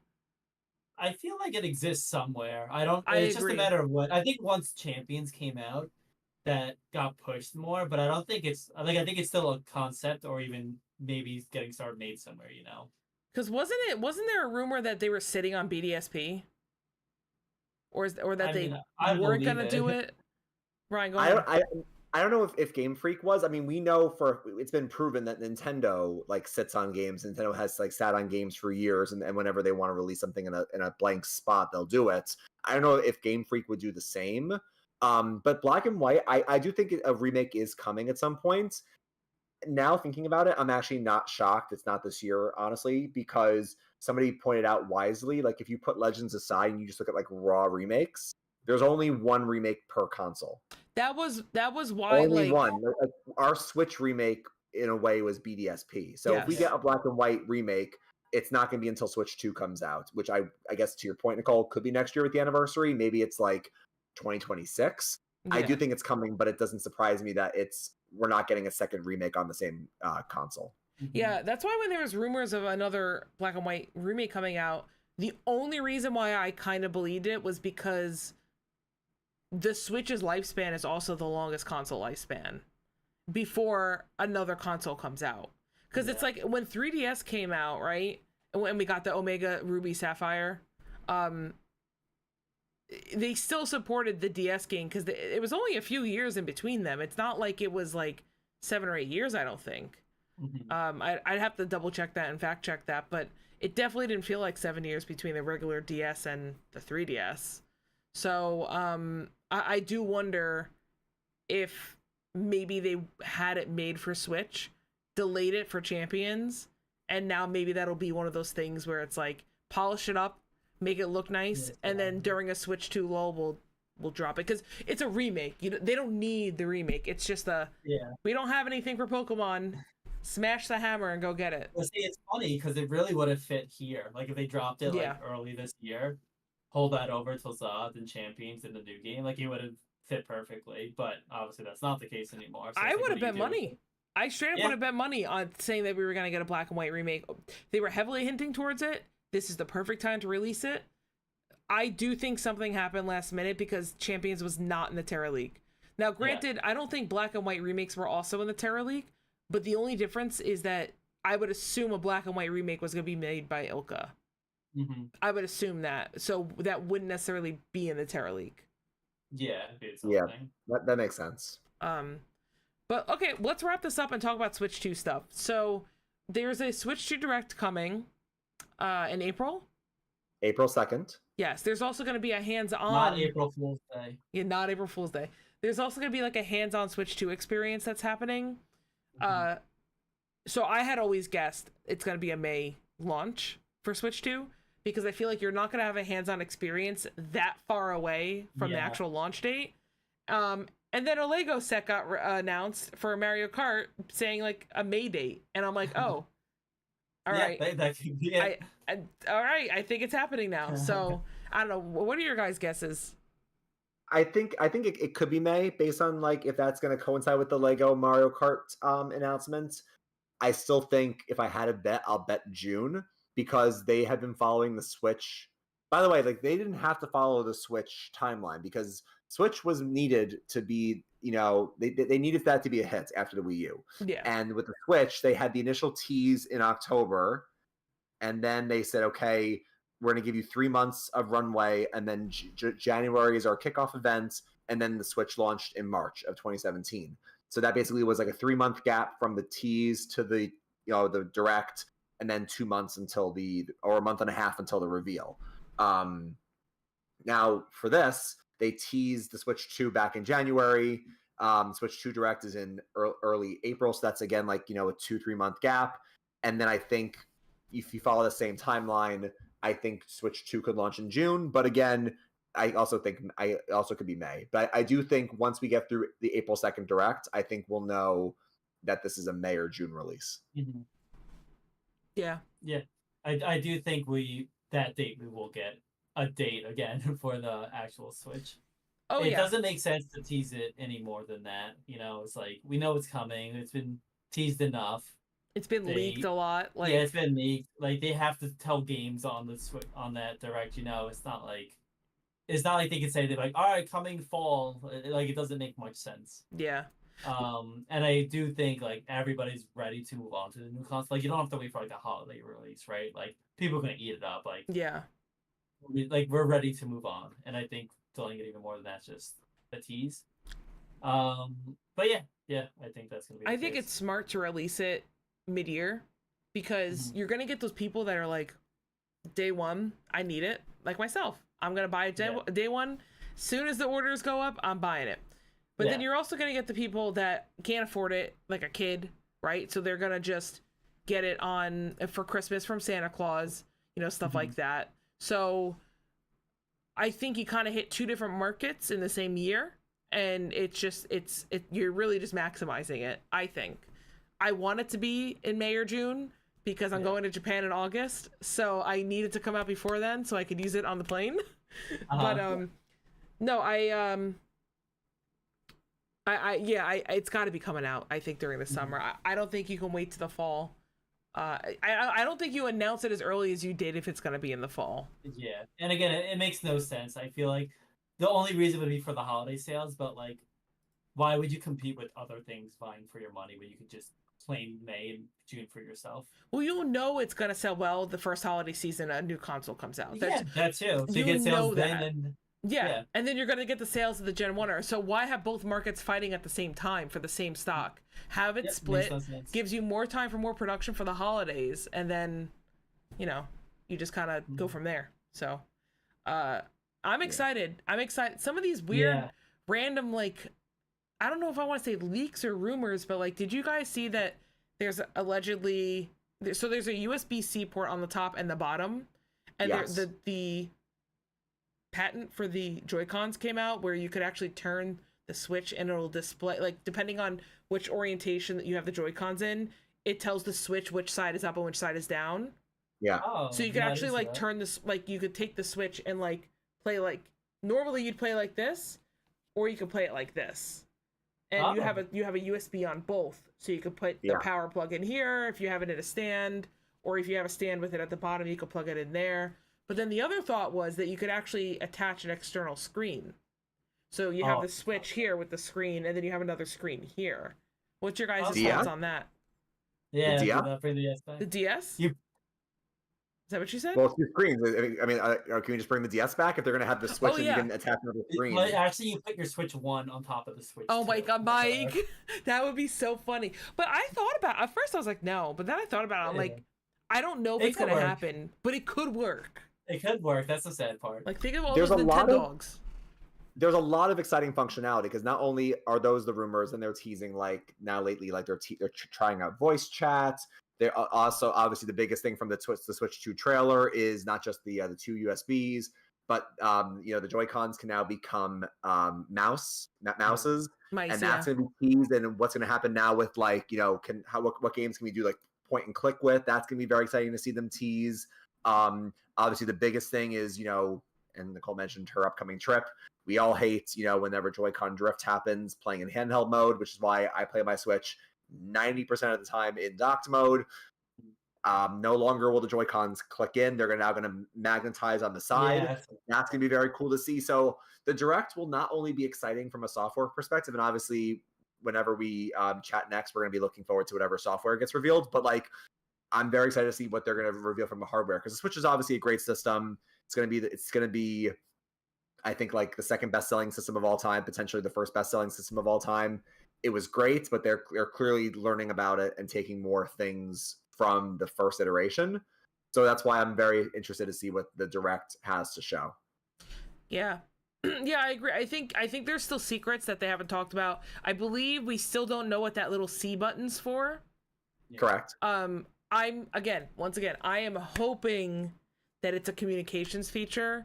I believe it was the Wii U that had those forums, or was it the DSi? Oh, yeah, Something had forums, and I'm like, you need to have a social console now. In today's day and age, just bring it back, like in Splatoon. You know how you can walk by a character, and I feel like the communications are gonna come back, kind of like an Xbox Live back in the day. You could send messages to people.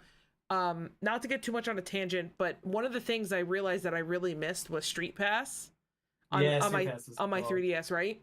But it wasn't just Street Pass. I realized it was all of those little random apps that you could send messages and pictures to other people. It's like, I know you could do it all on a phone, and I think that's why they kind of strayed away from that. But I feel like there's still something there, like Street Pass. I can't Street Pass people with my phone. I feel like... Go ahead. I was gonna say Street Pass, or just bring back DS chat rooms, honestly. Yeah, that's what, I feel like... Why not? Just going back there. Yeah, I feel like there's something Nintendo could do to Nintendo-fy it and make it really cool, especially that this is a mobile console. This is designed to be taken on the go, just like a 3DS was. And the thing is, people always leave it in sleep mode anyway, so... Yeah, so I have a pocketbook that I can put my bag in, or put my Switch in, or a bag, or whatever it is. I'm constantly traveling out to go to VGC, TCG tournaments, or if I'm just going to the mall one day, taking a train. When I went into New York City to Nintendo New York for Pokemon Day, I'm sure I would have street passed at least 50 people if I brought my 3DS. So that's something that I miss, and I feel like those small things, even though they weren't huge, they weren't game breaking, made Nintendo consoles feel different from other consoles. I feel like the Switch one was not more of a test because they seemed pretty confident in it, but what people were going to do with it after the fact, right? I agree. You're yeah. Okay, we got this console, we got this handheld, how are people going to react to it? What are they going to do with it? But now it's what they're going to do with it. Switch 2 is not going to be too much different. So how can you capitalize the fact that people really do bring it to a lot of different places? And how can you make it more accessible? How can you make the Joy-Cons not break, I agree with you. And one thing too I want to say is, when they first revealed the Switch, I remember saying to myself, oh my god, this thing is huge. I'm not going to be able to bring this around much. So I would put it in my bag, but it would just barely fit my pocketbook. And I would bring it on the train, but it was a commitment, because then I had to get a separate bag for my lunch or whatever. It kind of got to a point in electronics as a whole where everything just kept getting bigger and bigger and bigger. My phone right now is a mini tablet, right? Yeah.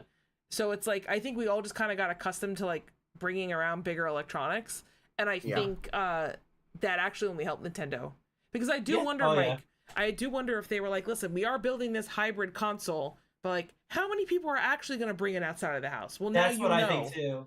I think people, I was just guessing, talking about IS, but I think it was more of okay, we have this console, people want to play with it on the big screen, and then probably take it to bed with them, or take it with them on a trip.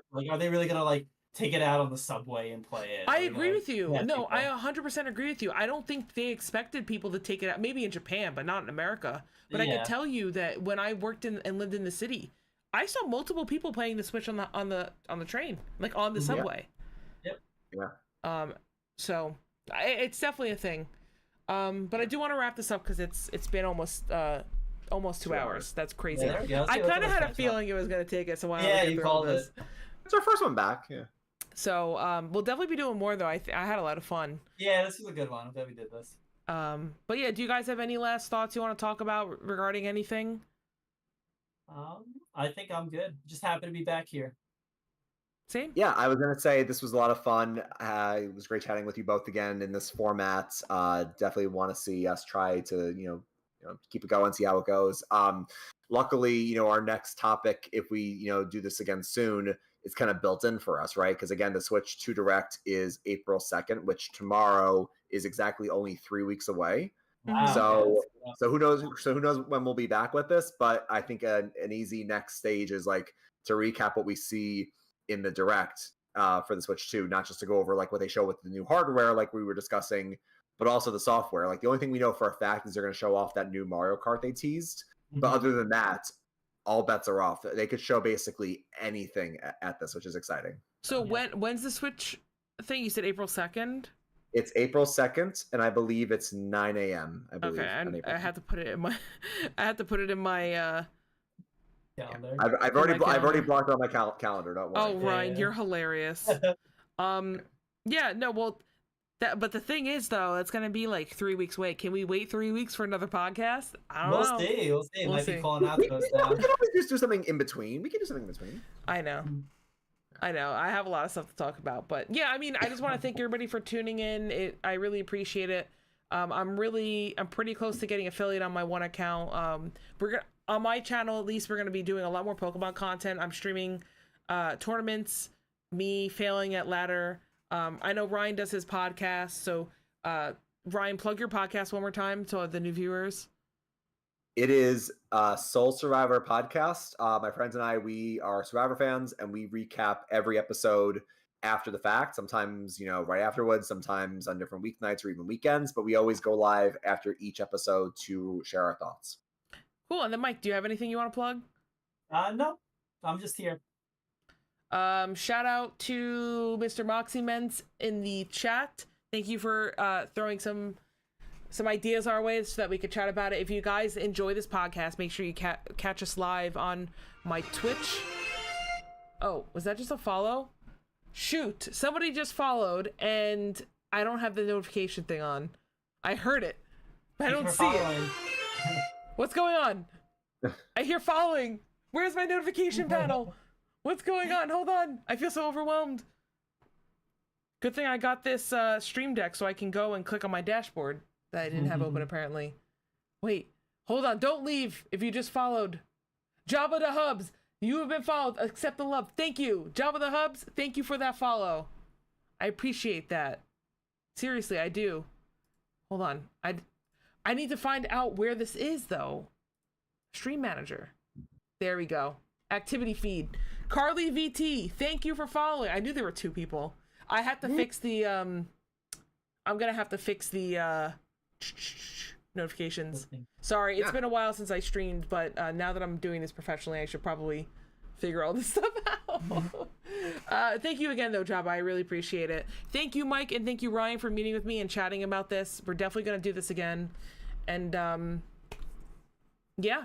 This was a great discussion. I feel like we've been typing in a chat for the last like 2 weeks, all this stuff, and I'm like, I need to verbalize it and get it out. Yeah. You this know? is the time. Mm-hmm. But thank you for having us. Thank you for hosting. This was great. Thank you so much.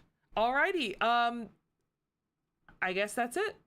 You can also catch the VOD on my YouTube. So there's that. All right. Thank you guys. Stay in the call. And